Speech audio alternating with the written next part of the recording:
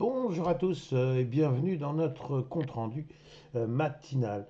Alors, le grand écart, il continue, bon, un peu moins, mais il continue quand même, puisque nous avons un CAC 40 qui, hier, a perdu quand même moins 1,71%. C'est important, et on sent qu'il y a une panique à l'idée qu'il y ait une reprise des hostilités dans le canal d'Ormuz, dans le détroit d'Ormuz. Et en revanche, aux États-Unis, oui, certes, bon, on s'affole, mais on s'affole très très peu. Et j'ai envie de dire qu'on trouve là un petit prétexte pour effectuer une pause, mais sans plus. Alors, est-ce que tout ceci va s'accélérer? C'est ce que nous allons essayer de voir.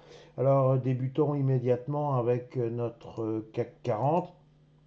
Eh bien, notre CAC 40, je vous avais indiqué hier matin qu'il avait effectué une magnifique reprise à partir de son support des 8000 points. Ça, c'était jeudi, hein, à la veille du 1er mai. Donc, nous avions cette magnifique bougie verte qui non seulement prenait appui sur les 8000 points, mais débordait les 8100 points, ce qui, a priori, était plutôt porteur d'espoir. Mais vous vous souvenez aussi que je vous expliquais, notamment jeudi, qu'il faut toujours faire très attention au week-end. C'est devenu une habitude dans la mesure où il se passe toujours plein de choses et c'est pas forcément évident d'en prendre acte dès le lundi matin. Et donc, il y a eu constance de la jurisprudence puisque effectivement, M. Trump s'est fâché.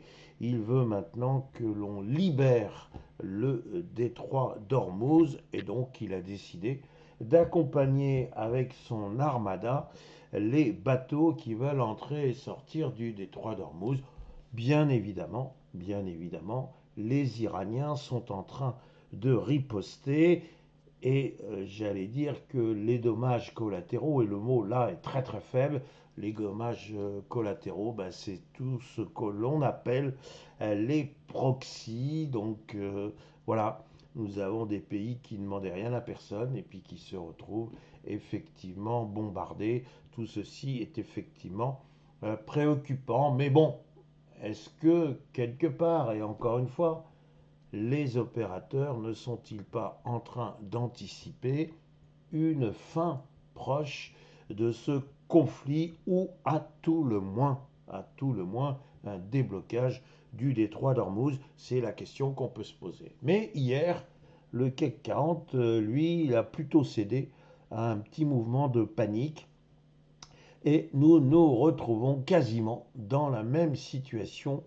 que jeudi matin avec une grande bougie rouge qui contrarie, qui annule l'effet de la belle bougie verte avec pour conséquence immédiate et qui n'est pas sans danger la remise en cause du support des 8000 points, ce qui m'a autorisé le titre suivant, support en danger.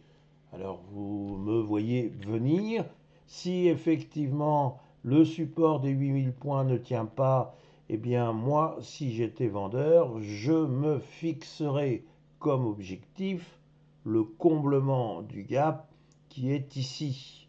Donc vous voyez que nous pourrions perdre encore entre 200 et 300 points. En revanche, si le CAC 40 estime qu'il a été un peu excessif alors que ses homologues américains restent assez stoïques. Je ne veux plus utiliser le mot résilient, ça devient pénible. Un tout petit peu de vocabulaire ne fait pas de mal. Après tout, le stoïcisme, c'est pas mal non plus. Donc, je vous dirais que le CAC 40 peut effectivement, lui aussi, essayer, tenter de faire preuve d'un peu de stoïcisme, c'est-à-dire rester calme et se reprendre sur le support des 8000 points. Ce que nous devons savoir, c'est que nous sommes véritablement assis sur une pétaudière, la volatilité est en train de s'accroître et il est évident que tous les yeux sont braqués sur le détroit d'Ormuz et qu'à la moindre catastrophe, eh bien, les vendeurs vont trouver là de quoi faire ce que l'on appelle leur miel. Donc, en clair, on surveille de très très près le sort du support des 8000 points. Si maintenant j'en viens à notre S&P 500, je vous ai parlé hier d'un petit gap et je vous avais dit, regardez, nous avons une petite étoile. Est-ce que c'est une étoile du soir, ce qui voudrait dire qu'il pourrait y avoir un renversement de tendance? Je vous avais également précisé, parce qu'il faut le faire à chaque fois, lorsque nous avons une bougie qui semble dire quelque chose, il faut toujours attendre la confirmation. Alors, hier, il y a eu bel et bien un comblement du petit gap laissé entre la séance de, de jeudi et celle de vendredi. Donc, graphiquement, l'injure a disparu. Maintenant, il faut constater que le retournement de tendance, si on peut parler ainsi, est pour le moins modeste. Le S&P 500 a perdu moins 0,41%. Il y a toujours ce sentiment chez les opérateurs, du moins américains, que bientôt l'histoire du détroit d'Ormuz ce sera du passé. Alors certes, ça laissera sans doute un mauvais souvenir, mais c'est bientôt de l'histoire ancienne. Alors si certains veulent se convaincre de ce que la communauté financière a raison, ils peuvent arguer du fait que le 14 mai, M. Trump part en Chine et qu'il serait bon, qu'il serait sain, qu'il emporte dans ses bagages, eh bien ma foi, la résolution du conflit avec l'Iran, sans doute. Ceci favoriserait un courant plutôt favorable avec la Chine. Alors bien sûr, rien n'est moins sûr, mais bon, on sent très bien que, nonobstant ce que dit M. Trump, il est quand même pressé d'en terminer, il devient impatient. Beaucoup disent que non seulement ce pourrait être le 14 mai, mais au pire, ce serait à la fin du mois de mai et on n'en parlerait plus à la fin du mois de mai.